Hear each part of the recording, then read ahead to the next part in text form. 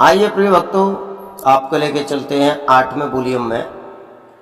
ध्रुव किस तरह से तपस्या करने के बाद में राजा इंद्र के हाथी पर बैठ करके अब जा रहे हैं अयोध्या के लिए। और मैं आपका जाना पहचाना विनोद गांव बादरी से, और हमारा चैनल है देहाती अनमोल कहानी यूट्यूब चैनल के सौजन्य से आप लोगों तक पहुंचा रहा हूं। जब हाथी पर बैठ करके ध्रुव जा रहे हैं, शनै शनै ध्रुव अयोध्या की सीमा को जब पार करते हैं, अयोध्या में प्रवेश करते हैं, ध्रुव हाथी पर बैठे हैं और कुछ बुजुर्ग लोग ध्रुव का तप दर्शन करने के लिए आते हैं। जब दर्शन करने के लिए आए हैं ध्रुव ने कहा, ए राजा इंद्र, अपने हाथी को नीचे बिठाओ। इंद्र कहने लगा, क्यों? ध्रुव कहने लगे, इसलिए मेरे बड़े बुजुर्ग पैदल चल के जा रहे हैं और मैं नहीं चाहता कि मैं हाथी पे बैठ करके जाऊं। मेरे बड़े बुजुर्ग पैदल जा रहे हैं तो मैं भी पैदल ही जाऊंगा। ये शिष्टाचार था ध्रुव में। हाथी से नीचे उतर जाते हैं।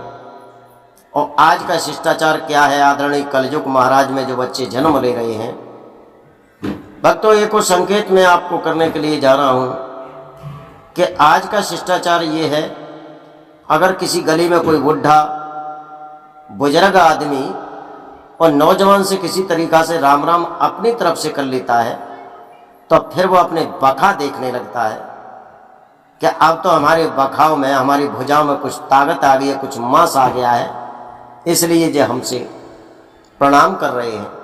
लेकिन ऐसा नहीं है।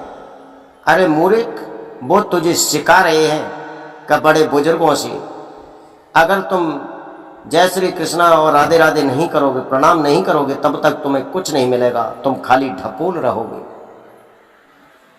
ध्रुव ने यह शिष्टाचार दिखाया था। इस शिष्टाचार में यह बताया था कि बुजुर्गों का सम्मान करने वाला व्यक्ति कभी पीछे नहीं रहता, कभी खाली नहीं रहता, धन से भंडार भरा रहता है। भक्तों, आदत है, चूंकि कथा कह चुके, हम कथा कहते हैं। श्री सुखदेव जी बता रहे राजन परीक्षित, राजा परीक्षित को बार बार संकेत करते हैं। कहते हैं, परीक्षित, जो मैं कहता हूं उसे आप झूठ मत मानो। अगर आप झूठ समझते रहे तो वहीं आपके अंग कच्चे रह जाएंगे, और जो अंग कच्चा रह जाएगा तो तक्षक नाम का जो सर्प आ रहा है वो आकर के आपको डस लेगा और 7वें दिन आपकी मौत हो जाएगी, आप मर जाएंगे, आपकी मृत्यु हो जाएगी। अच्छा, बार बार भक्तों एक बात और बताओ, जो बार बार सुखदेव परीक्षित कथावाचक कहते हैं, ये चक्कर क्या है? और बार बार सुखदेव इस बात को कहते हैं कि मेरी वाणी को झूठ मत समझना। झूठ का क्या चक्कर है? ये चक्कर है कि बार बार सुखदेव बैठे हुए व्यास मंच पर ये राजा परीक्षित को क्यों कहते हैं? इसलिए कहते हैं कि जिस कथा को मैं कह रहा हूं सुंदर भाषा से, अच्छी भाषा से, तो मुझे पूर्ण विश्वास है कि कथा सुनने से आपका शरीर ऐसा वज्र का हो जाएगा, जो तक्षक आ रहा है कहीं पर भी फन मार देगा, लेकिन आप पर असर नहीं पड़ेगा। इसलिए मैं बार बार कहता हूं। और भक्तों, एक बात और बताऊं, वहां पे जो कथा सुनाई है, कोई तो कहता है शुक्र ताल पर, कोई कहता मुजफ्फरनगर से 35 किलोमीटर भीतर हट के एक शुक्र ताल है, वहां पे राजा परीक्षित को कथा सुनाई थी। कोई कहता है हरिहर क्षेत्र में कथा सुनाई थी। तो जितने ग्रंथ हैं हिंदू धर्म के सलाह नहीं है, सब अपनी अपनी कहते हैं और लोग उसी पर लड़ भिड़ जाते हैं। एक बात और बताऊं भक्तों, जो हमारे यादव वंश में जितने कथावाचक हुए हैं, और नाम तो मैं किसी का नहीं लूंगा, ना कल से मुझसे लड़ना स्टार्ट कर देंगे, तब नाम मैं नहीं लूंगा, लेकिन इतना जरूर कहूंगा और आपसे संकेत करूंगा, जहां मेरी वाणी को लोग बड़ा प्यार दे रहे हैं, बड़ा सुन रहे हैं और सुनते हैं, कि जहां भी कथा होती है, आपकी बेटी जाती है, समझदार लड़कियां जाती हैं, पढ़ी लिखी जाती हैं, हर तरीका की जाती हैं। तो ये वाणी मेरी अपनी बेटियों को जरूर सुनाना, मैं जो कहने के लिए जा रहा हूं, क्योंकि यूट्यूब आप भी देखते हैं और मैं भी देखता हूं। कथावाचक लड़की हो या लड़का हो, सभी अपनी धुन में मस्त होके गाते हैं। एक टाइटल और चला है, कैमरा जरूर लगवाते हैं। कैमरा जरूरी है लगवाना उनका, कथावाचक अपनी तरफ से लगवाते, कथा वाला लगवाए ना लगवाए, लेकिन कथावाचक, क्योंकि हम ऊंचे हैं या उठ जाए। तो मेरा आपसे ये संकेत है, मैंने कई वीडियो में देखा है कथावाचक बड़ा मस्त होकर कोई चीज गा रहा है, लड़कियां उसकी तरफ इशारा कर रही हैं। भक्तों, बहुत इंपॉर्टेंट बात है, आपकी बेटियों की कल शादी होनी है, आज कल नहीं तो परसों होनी है, लेकिन कैमरा में कैद हो गई और यूट्यूब पे चढ़ गई। चैनल तो बार बार दिखाएगा। मैंने कई वीडियो ऐसी देखी हैं, आपकी बहन बेटी जाती हैं, हंसती हैं, पलक ऊंचे नीचे हो जाते हैं, हंसना तरीका का होता है। तो पहली बात तो यह है कि आपकी बेटियां जिस समय जाती हैं उस समय कथावाचक विभोर होकर गाता है, जो हंसना बंद कर दें और कथावाचक की तरफ देखना बंद कर दें, क्योंकि कैमरा वाले इतने गलत तरीका से उनके पोज को लेते हैं, सेल्फी लेते हैं। चूंकि उनका कैमरा चलना चाहिए और वीडियो ज़्यादा चलनी चाहिए, इस वजह से वो ऐसे ही पॉइंट देखते हैं, किसी की भी बेटी की बेइज्जती हो जाए, किसी का पलक दब गया, किसी की आंखें चल गई, कोई हंस गई लड़की, ये तुरंत उसे कैच करके वो यूट्यूब पे चढ़ा देते हैं। ये बहुत बड़ी बेइज्जती होती है। भक्तों, मैं अपनी बेटियों से और अपनी बहन बेटियों से संकेत करता हूं, जिस कथा में कैमरा लग रहा हो बड़े हिसाब से सरफ की तरह से खिलाना है, नहीं आपका फोटो लेकर के यूट्यूब पे चढ़ा देंगे जो कैमरा वाले से बचना। और भाइयों से मेरा कहना है, बेटियां जब कथा में जाएं तो उनसे संकेत सीधे इशारा कर दिया जाए कि कैमरा की तरफ मत देखना, कैमरा से बच के रहना, कथा सुनना, लेकिन कैमरा की नजर से बच के रहता। चूंकि कई कई इमारतों में, कई कई बिल्डिंगों में लिखा रहता है, कई कई दुकानों में लिखा रहता है, आप सीसीटीवी कैमरा की नजर में हैं। तो ऐसे ही कथावाचक की नजर, वो टीवी, वो कैमरा की आप नजर में है। तो मेरा आपसे कहना है, पहला। दूसरा, मैं ये कहना चाहता हूं कि यादव वंश में जितने कथावाचक हुए हैं, अभी तो बहुत बड़ा बवाल चला था, तू मेरा प्रश्न बता दे, तू मेरा प्रश्न का उत्तर बता दे, तू मेरे प्रश्न का उत्तर बता दे। अरे भैया, जब प्रश्न उत्तर में क्या रखा है, जहां तक बने तहां तक जनता को ऐसा सुझाव दो जो आपकी वाणी से दारू, जुआ, शराब और जो तमाम दुष्कर्म करते हैं उससे मुक्त हो जाए, तो आपका उसका तो होगा ही कल्याण, लेकिन तुम्हारा भी साथ में हो जाएगा। चूंकि तुम्हारी वाणी से 1000 आदमी के बीच में, 10,000 आदमी के बीच में या 50,000 आदमी के बीच में एक भी ध्रुव और प्रहलाद जैसी शक्ति को प्राप्त कर लेता है, तो उस कथावाचक को भी स्वर्ग मिलेगा और वैकुंठ मिलेगा।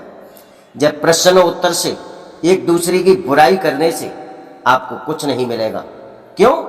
क्या मैं यादव होने के नाते आप लोगों तक ये वीडियो पहुंचा रहा हूं, एक रिकॉर्डिंग पहुंचा रहा हूं। जब प्रश्न उत्तर करने से, एक दूसरे की बुराई करने से आपको कुछ नहीं मिलेगा, आपकी बुद्धि को ये मान लिया जाएगा कि कम बुद्धि वाला व्यक्ति है, इसलिए जो हमारी बुराइयां करता है, प्रश्न और उत्तर करता है। देखो, मुरारी बापू किसी की टिप्पणी नहीं करते, कृष्णचंद्र ठाकुर जी महाराज किसी की टिप्पणी नहीं करते, देखो धीरेन्द्र कृष्ण शास्त्री जी हैं, वो किसी की टिप्पणी नहीं करते, देखो गोपाल दीदी हैं, वो किसी की टिप्पणी नहीं करती, वो अपनी स्वयं कथा कहती हैं और शुद्ध भाषा में कथा कहती हैं।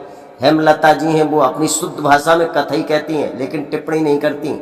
देवकी नंदन ठाकुर जी महाराज हैं, वो किसी की टिप्पणी नहीं करते, किसी को बुरा भला नहीं कहते, किसी की कोई बात सुनकर के उस पर कोई टिप्पणी नहीं करते। अनुरुद्राचार्य जी महाराज हैं, किसी की टिप्पणी और किसी की बुराई नहीं करते। लेकिन किसी ने कहा नहीं, जब ब्राह्मण लोग कह देते हैं अहीर जात 3 गुणहीन, हंसना बोलना बैठना लव विधाता छीन, तो भक्तों उस बात को मत कहलवाओ इन लोगों पर। अब तुम बुद्धिमानी से अपना काम लो, एक दूसरे प्रश्न उत्तर मत करो। और भक्तों एक बात और बताऊं, एक कथावाचक हुए जिन्हें सनोज और माधव कहते हैं। एक तो जिन नाम की और बड़ी होड़ लगी है, फलाना नाम बाद में माधव लगा दिया, फलाना नाम बाद में माधव लगा दिया। इसका क्या चक्कर है भाई? एक सनोज माधव जी हैं, उनकी बहुत वीडियो चली है, वीडियो पे लोगों ने बहुत देखा है और सबने, ये कोई तरीका है? व्यास मंच को क्या समझ रखा है? का रसियाओं का मंच है, या किसी रामलीला का मंच है, या किसी नेता का मंच है जो हार चाय जैसी बातें मंच पर कह देती हो? ये शोभा नहीं देती। क्यों? यादव वंश के नाते, यादव होने के नाते मैं आपको संकेत कर रहा हूं। और अगर मेरी वाणी किसी को बुरी लग रही हो तो मुझसे संपर्क करें। मेरा मोबाइल नंबर है 9548 770 762। देखो, और किन किन की कहें, बहुत लड़कियां कथावाचक हैं, कैसे गाती हैं, कैसे भौं चलाती हैं। वो हमारे करण चौधरी नहीं है मैनपुरी वाले, वो दज्जियां उड़ा रहे हैं समार के। मुझे बड़ा अच्छा लगता है, लगे रहो भैया, ठीक है। एक और है, जन कौन है, ब्रजेश, वो भी मैनपुरी के रहने वाले हैं, मेरी तरह ही ये टॉप पे बोलते हैं। अरे मौज आ जाते, मुझे बहुत अच्छा लगता ऐसे लोगों की। भैया मेरी अगर वाणी सुनने हो, ब्रजेश चौधरी है, करण चौधरी, हाँ जी करण चौधरी, तो जरूर मुझसे संपर्क करें और मैं आपका साथ दूंगा जहाँ तक है तब तक। और आप बढ़िया कहते हैं, इनकी धज्जियां उड़ाना ठीक है। ये देखो, कथावाचक का ये गाना नहीं है, सीजन आए गए और सरसों को, गोरी धन वायदा कर गई परसों को ले जी ऐसा। छी छी छी, कितनी गलत बात है। व्यास गद्दी पे बैठ करके ऐसी बातें करना, ऐसे गाने गाना। अरे तुम कथावाचक हो, क्यों इस गद्दी को लजा रहे हो? नेक थोड़ी भी लज्जा करो, थोड़ी शर्म करो, इस तरह से नहीं कहा जाता है। और वक्तों ज़्यादा समय न लेते हुए अब कथा की तरफ चलते हैं। आप कह रहे होंगे अब कथा छोड़ के विथा में पड़ गए, तो देखो पढ़ना पड़ता है। ध्रुव सबसे पहले अपनी मौसी के आंगन के लिए चले हैं। लोगों ने पूछा, जी तुम मौसी के घर के लिए जा रहे हो ध्रुव? ध्रुव कहने लगे, बिल्कुल मौसी के घर के लिए जाऊंगा। क्यों? तुम्हारी मौसी ने तो पिता की गोद में तुम बैठे थे झटका मार के नीचे गिरा दिया था। ध्रुव कहने लगे, जी तो बात है लोगों, अगर मौसी झटका नहीं मारती तो मेरे जीवन का खटका नहीं मिटता। अगर मौसी मुझ में झटका नहीं मारती, मुझे बुरा भला नहीं कहती, तो ध्रुव वन में तपस्या करने नहीं जाता। और वन में तपस्या करने नहीं जाता तो जौ की रोटी और नमक से मेरी माँ खाती रहती और मैं भी खाता रहता, मुझे अधिकार कुछ नहीं मिलता। आज मौसी का यह आशीर्वाद है जब परमात्मा की प्राप्ति करके मैं लौटा हूँ अयोध्या के लिए। तो भक्तों, मैंने 5वें बोलियों में बताया था आपको, बच्चे की न प्रतिनिंदा जरूरी है। ध्रुव जाते हैं मौसी के आंगन में, मौसी के महल में, छोटे छोटे हाथों से मौसी के चरण छूने को होते हैं। मौसी कहने लगी, सुरची बांधी ने जहर लिया। क्यों?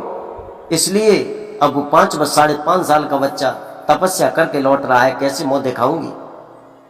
बांधे कहने लगी, पहले तो तेने नकटी झट धक्का मारो, अब जहर मंगाई रही है और छुटनी ना कालोच रोई के कहा छुड़ाई रही है। अरे ये कालोची छूटनी नहीं है, अब तू क्या छुड़ा रही है? इस तरह से ध्रुव ने अपने छोटे छोटे हाथों से पैरों को स्पर्श किया है, चरण छुए हैं। सुरची ने अपनी गोद में ध्रुव को उठा लिया। तब तक मैया सुनीति को बांधी पकड़ के लाती हैं, मैया तुम रो ना, तुम्हारा लाला 5.5 साल की बाद तपस्या करके घर लौटे हैं। रोते रोते उस मैया की आंखें बंद हो जाती हैं, वो अंधी हो जाती हैं। भक्तों, जब अंधी हो जाती हैं तो उन्होंने पूछा, ध्रुव तू तपस्या करके आया है? बिल्कुल, मेरी आंखें अंधी हो गई हैं, तू भगवान का दर्शन हमें करा सकता है? ध्रुव कहने लगा, अभी। तुरंत प्रभु को बुलाया, अपने माता को और अपनी मौसी को और अपनी माँ को, माँ की आंखों में रोशनी डलवाई और उसके बाद दर्शन कराए सबको, सब अयोध्यावासियों को। सब धन्य हो जाते हैं। इस तरह से ध्रुव की तपस्या भंग करने का बहुत प्रयत्न किया, लेकिन नहीं हुई। और ध्रुव के पिताजी महाराज उत्तानपाद ने उसी समय राज्य अभिषेक कर दिया, ध्रुव को अयोध्या का सम्राट बना दिया और दोनों रानियों को लेकर के वन में भजन करने के लिए चले जाते हैं। और भक्तों, इसी तरह से आपके लिए और भी कथाएं और भी कहानी देते रहेंगे। अब मैं अपनी वाणी को यहीं विराम देता हूँ और आपके लिए बार बार बधाई देता हूँ।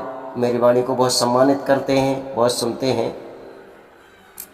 और यहाँ से आगे की कथा आपको एक बोलिया मौत देंगे, जिसमें उत्तम का वध कैसे होता है महात्मा कुबेर के बगिया में जाकर के। तो ये